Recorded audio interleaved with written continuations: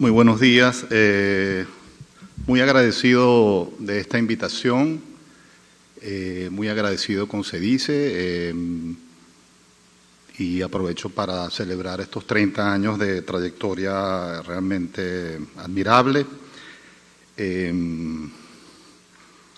Y me complace pues estar en compañía de don Plinio y también lamento mucho, debo decir, la ausencia de Enrique Krause, que debía estar con nosotros precisamente en esta mesa hablando de Octavio Paz. Yo tengo una opinión muy particular en relación, por ejemplo, en estos días se ha hablado, en estos días se ha hablado mucho, lo ha dicho don Mario Vargas Llosa, pero también lo han dicho otros panelistas, el problema de esta especie de neutralidad que algunos países tienen hoy en día con Venezuela, y ese mismo concepto lamentablemente se puede a veces transferir también a la clase intelectual latinoamericana. Es muy reconfortante ver la permanente presencia opinática política, por ejemplo, de Vargas Llosa en relación a Venezuela, pero yo quería, precisamente en ausencia de Enrique Krause, decir que a mi manera de ver, junto con Vargas Llosa, Enrique Krause es quizás el otro gran intelectual latinoamericano que ha tenido en relación a Venezuela un papel ejemplar, extraordinario, de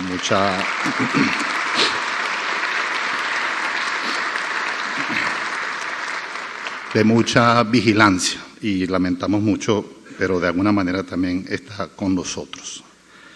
Mi buena amiga Rocío me suele poner a veces problemas y ponerme en aprietos, ¿no? Hace como 3, 4 semanas, cuando estaban en preparación de este evento, me dijo, te vamos a dar 15 minutos para que hables de un centenario, ¿no? Entonces, me puso, repito, en problemas. Y tengo poco tiempo. Voy a dedicar, o mejor dicho, a referirme a ciertos puntos muy precisos y muy personales, diría yo, de mi lectura de Octavio Paz por vida, por obra, para señalar cosas que me parecen muy interesantes. En primer lugar, son como 8 o 10 puntos y voy a ir saltando, digamos, de año en año.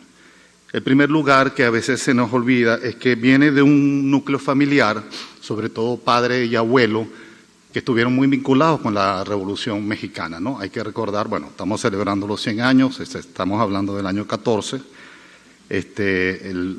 tanto el padre como el abuelo estuvieron, repito, muy vinculados y creían fervientemente en el tema de la Revolución Mexicana. En ese espíritu, sin duda, se nace y se forma ese primer niño, ¿no? Octavio Paz. El padre, por cierto, tenía, digamos, a veces labores vamos a decir, diplomáticas, pues en función de la Revolución Cubana. Le tocó estar viviendo en algunos países vecinos, entre otros en Estados Unidos, y hacía lo que hoy en día llamaríamos fundraising, ¿no? Para la Revolución Mexicana, es decir, levantaba fondos y buscaba apoyo de otros países para la causa de la revolución. Y en relación al abuelo, hay algún aspecto muy importante que es la biblioteca del abuelo Paz, que fue también, digamos, la otra cuna o la otra referencia. Digamos, si la Revolución Mexicana era el entorno, la biblioteca del abuelo Paz era de alguna manera como la intimidad. Hasta donde hemos sabido, y el mismo Paz lo ha referenciado, era una biblioteca extraordinaria para su tiempo, digamos, muy actualizada. Por ejemplo, con muchos clásicos rusos de la primera mitad del siglo, ¿verdad? Tolstoy, Chekhov, Dostoyevsky y tantos otros, ¿no? Y bueno, una biblioteca obviamente en la que comenzó a leer ese niño Paz. Estos desplazamientos del padre por distintos sitios, y en una de ellas, Los Ángeles, o en todo caso California, hay también una pequeña reseña o estampa que el poeta Paz recuerda, y es de haberse visto de pronto en un entorno colegial, sobre todo con niños norteamericanos, y haber sentido en ese momento, obviamente no hablaba todavía el inglés, lo comenzó a hablar después, pero ese momento, digamos, de tensión en el cual los compañeritos no lo entendían y obviamente se burlaban de él, ¿no? Todo lo que podía significar esa cosa de la presión a veces de amigos en la escuela, lo hizo, digamos, encerrarse mucho en sí mismo, confiar, digamos, más bien en lo que es como su discurso íntimo y refugiarse mucho en la biblioteca del abuelo. Entonces, todo eso tiene que ver con lo que es los orígenes, yo diría, de la vocación literaria, que siempre son como muy extraños en los intelectuales, ¿no? Un gran narrador nuestro de la mitad del siglo XX, venezolano Salvador Garmendia, y los periodistas a veces se extrañaban, le preguntaban, maestro, ¿usted por qué escribe? Y Garmendia decía, yo escribo, o sea, el hecho de que yo escriba se lo debo a la tuberculosis, y nadie entendía por qué Garmendia podía decir eso.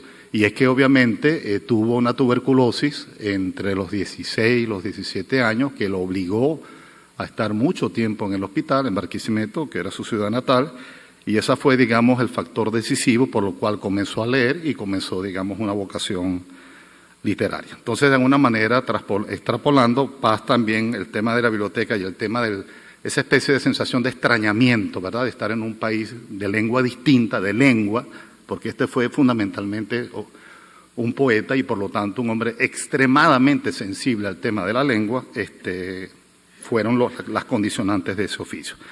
Bueno, salto a la juventud de este intelectual precoz, para recordar, lo decía nuestra amiga moderadora, por ejemplo, su viaje muy juvenil a España, obviamente abrazó la causa republicana en la guerra civil. Las fotos lo mostraban como realmente un hombre muy joven, de 20 años allí, pero repito, la precocidad de Paz lo llevó a conocer a muchos poetas todavía vivos de la generación del 98 y a también frecuentar de alguna manera o a conocer los de la generación del 37, ¿no?, que estaban también un poco mayores que él, pero muy vigentes, ¿no?, García Lorca, Rafael Alberti, Guillén, etcétera. Bueno, de vuelta a México, los inicios intelectuales de él, yo destacaría que eso difiere a veces mucho de también la conducta intelectual, porque muchas veces en estos procesos se habla de patricidio, ¿verdad? Una generación de artistas o de intelectuales que de pronto para afirmarse niega la anterior, esa especie, y por cierto es un concepto de Paz, esa especie de tradición y ruptura en la cual se han movido los movimientos artísticos y literarios venezolanos, una generación que surge, que rompe con la anterior, pero que a la vez la termina de alguna manera admirando o termina reconociendo su linaje, ¿no? Paz se reconoció, es muy admirable, digamos, la lectura que él hizo de sus maestros anteriores, por ejemplo, del grupo de los contemporáneos en México.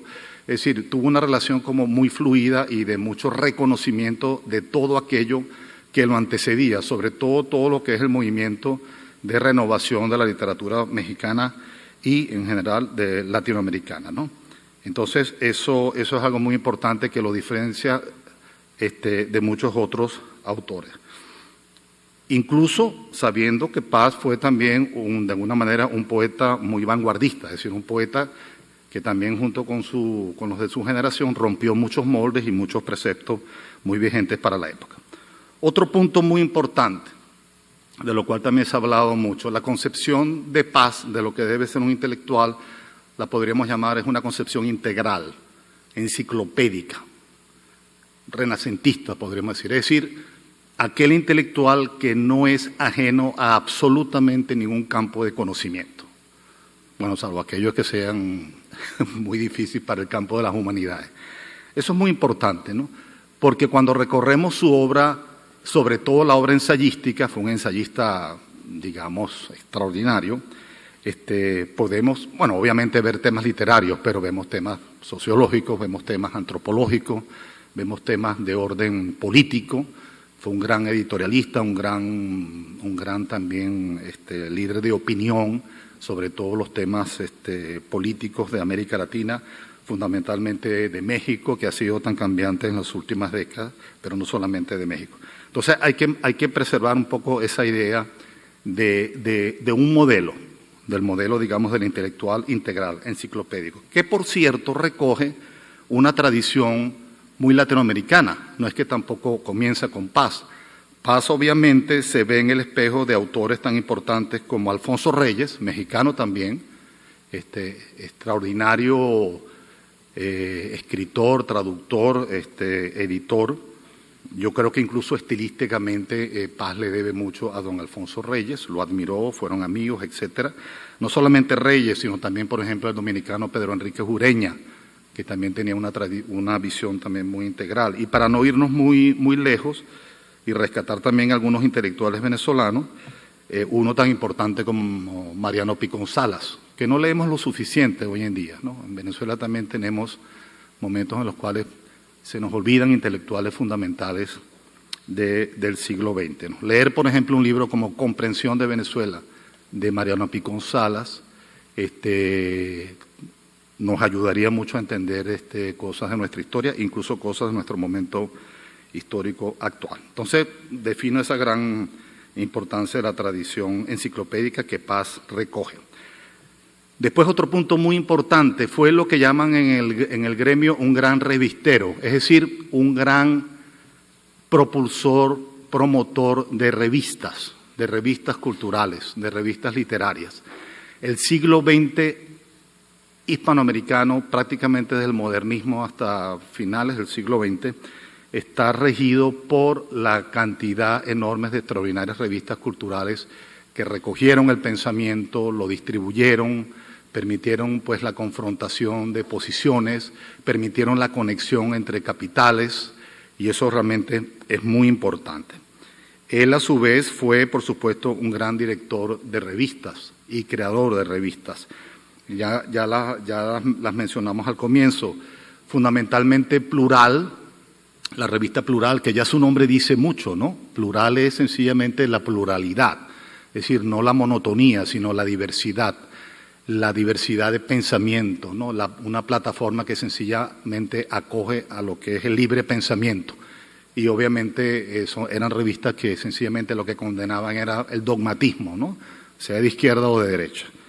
Paz entonces en ese sentido era un fiel propulsor. Lo hizo inicialmente con Plural y lo terminó haciendo en su última gran revista, prácticamente viva hasta el momento de su muerte, que fue Vuelta, que es la revista que él funda después de renunciar a la embajada de la India por la matanza de Tlatelolco, cuando él está de vuelta a México. Por cierto, vale decir, Enrique Krauss, que no está con nosotros, es obviamente heredero también de esa tradición de revistas, y la revista que Enrique Krauss funda inmediatamente después de que Vuelta, con la muerte de Paz, desaparece, Letras Libres, para mí la más importante revista de reflexión, de ideas y de cultura y de literatura en América Latina, está viva, con su doble versión, edición mexicana y edición española. Entonces, reivindicar también esa gran idea de las revistas como corriente, como fuente de transmisión del conocimiento. Un gran narrador del siglo XX, uruguayo, Juan Carlos Onetti, hablaba de la penosa tradición de las revistas número 1 en América Latina, refiriéndose a que muchas veces en el campo intelectual cultural se publicaban revistas, salía un solo número y por distintos problemas, generalmente financieros, se dejaban de hacer. Bueno, Paz afortunadamente logró que esa tradición, por lo menos con la revista que él fundó, se mantuviera. Hay dos crisis que tienen que ver con crisis políticas, pero no solamente con crisis políticas, sino con afirmación de lo que era realmente el pensamiento de Paz, lo que se fue perfilando, pues, un pensamiento de profundo respeto y admiración hacia la democracia, un pensamiento que se alejó siempre y condenó todo tipo de dogmatismo, un pensamiento absolutamente abierto a la crítica. Paz creía que la crítica era esencial a las sociedades, a estas sociedades en formación, ¿no? Y la crítica significa contraste, la crítica significa diálogo, la crítica significa de alguna manera crecimiento. En el campo en que nos movamos, desde la universidad hasta el Parlamento, ¿no? Que es una cosa que realmente no tenemos actualmente. Y no solamente la crítica, sino también la autocrítica. decir, la capacidad también de reflexionar o de rectificar cuando es necesario. Bueno, esas dos grandes crisis políticas que significaron en el fondo una gran afirmación, una fue cuando el diario El Excelsior de México, del cual dependía la revista Plural, bueno, toma algunas decisiones, cambian de línea editorial y de alguna manera comienzan los problemas con Plural y le exigen a Paz unas rectificaciones, etc. Paz obviamente no acepta para nada esa especie de imposición, renuncia y lamentablemente el esfuerzo de Plural termina con eso. Y la otra, que ya también la mencionó en la moderación, es su famosa renuncia al año 68 a la Embajada de la India, era diplomático, y allí sencillamente a raíz de la matanza de Tlatelolco, matanza de estudiantes, por cierto, obviamente renuncia, como también renunció Carlos Fuentes, ¿no? Que estaba en ese momento en París, a toda representación del Estado mexicano en ese momento por razones obvias. Eso plantea también una posición absolutamente afín a sus principios, corta entonces con la carrera diplomática. Una estadía, por cierto, en la India que representó para lo que es el desarrollo poético de Paz un momento de cambio y de crecimiento extraordinario. Y se regresa a México, donde comienza entonces otra etapa intelectual signada por el nacimiento de la revista Vuelta. Ya a partir de allí, o incluso antes, bueno, el esplendor de Paz no cesa hasta ganar premios tan importantes como el Cervantes, como el Nobel, y ser pues uno de nuestros 5 premios Nobel de literatura en el continente. Bueno, repasar su obra se hace muy difícil. Yo haría una sola mención rápida, porque él finalmente se convenció de que las revoluciones estéticas en el siglo XX son más interesantes que las revoluciones políticas, por lo menos han dado mejores resultados. Yo destacaría en este momento un libro de él muy importante y muy primerizo, como de una primera etapa, que se llamó El laberinto de la soledad. Ese es un libro en el cual Paz se sumerge para entender con todos los mecanismos analíticos que tiene, desde la poesía, desde el ensayo, desde la sociología, podríamos decir, pero con un lenguaje muy refinado, muy depurado, se mete pues a tratar de entender lo que podríamos llamar la idiosincrasia mexicana. ¿Qué es el mexicano? El mexicano popular, corriente. ¿Qué piensa? ¿Cuáles son sus valores? ¿Cuál es su visión de mundo? ¿Cuál es su visión de la vida? Y ha hecho un libro extraordinario, pues que es un libro de consulta obligada en México y también un modelo de cómo también una mirada intelectual puede entender finalmente un país y entender finalmente una cultura, ¿no? Bueno, me quedan 5 minutos y ya. No quería cerrar porque estamos aquí hablando de Octavio Paz y fundamentalmente la obra de Octavio Paz, la obra que se premia, que se reconoce, que perdura, es la de un poeta. O sea, Paz fue sencillamente uno de los grandes poetas de la lengua castellana, una especie de cima, pues, al igual que los grandes poetas de toda la historia iberoamericana, incluso hispánica, pues de todos los tiempos. Y quería compartir con ustedes quizás 3 mínimos textos para que sencillamente, y aquí introduzco quizás un poquito de frescura, pero hay que recordar, y lo decía por cierto el maestro Vargas Llosa, que la literatura es un campo en el cual se experimenta quizás una de las formas más avanzadas, más depuradas de la libertad, ¿no? El tema de la libertad de creación, el tema de ese momento en el cual, en medio de una absoluta soledad, un autor crea, pues es realmente una de las cosas más extraordinarias que pueden existir o que puede experimentar cualquier ser humano. Comparto con ustedes muy rápidamente 2 o 3 textos. Fíjense, y todos son muy breves, responden al periodo de 2 libros importantes de los años 60 de él, que es Ladera Este, su nombre claramente indica que fue hecho en el extremo oriente del mundo, y Salamandra, que es otro muy importante. Aquí, fíjense el título, aquí, mis pasos en esta calle resuenan en otra calle donde oigo mis pasos. Pasar en esta calle donde solo es real la niebla. Muy sencillo, pero a la vez muy complejo, ¿no? La idea de resonancia, de duplicidad. Yo camino por una calle y en verdad lo que estoy oyendo es el rebote de mis pasos en el otro pedazo de calle o enfrente o en la parte de enfrente, ¿no? Esa idea de duplicidad o esa idea, digamos, de alteridad, mejor, alter, eso viene, alter finalmente termina en otro, es una de las cosas que más defendió Paz como idea poética. Él la definió con el concepto de analogía, que es un concepto que pesa mucho en la poesía moderna. Analogía significa sencillamente en poesía que esto es siempre otra cosa, ¿verdad?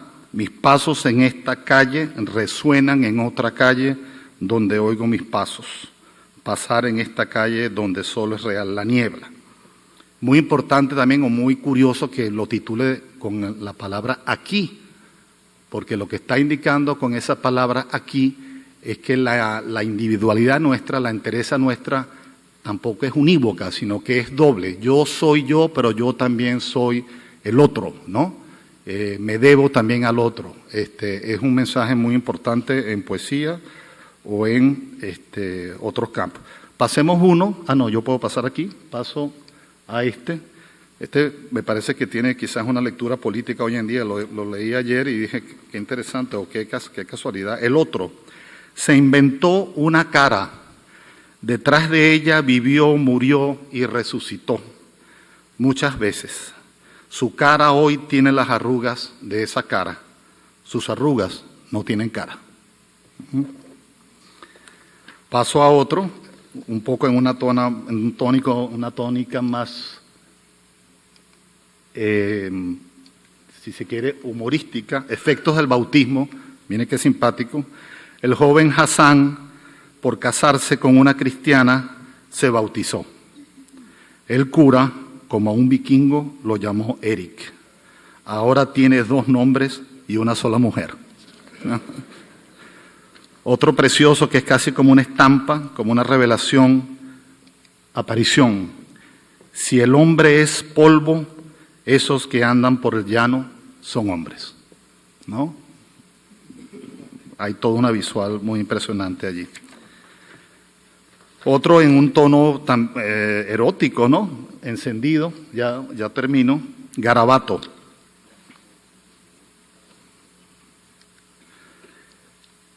Con un trozo de carbón, con mi gis roto y mi lápiz rojo, dibujar tu nombre, el nombre de tu boca, el signo de tus piernas, en la pared de nadie, en la puerta prohibida, grabar el nombre de tu cuerpo hasta que la hoja de mi navaja sangre y la piedra grite y el muro respire como un pecho.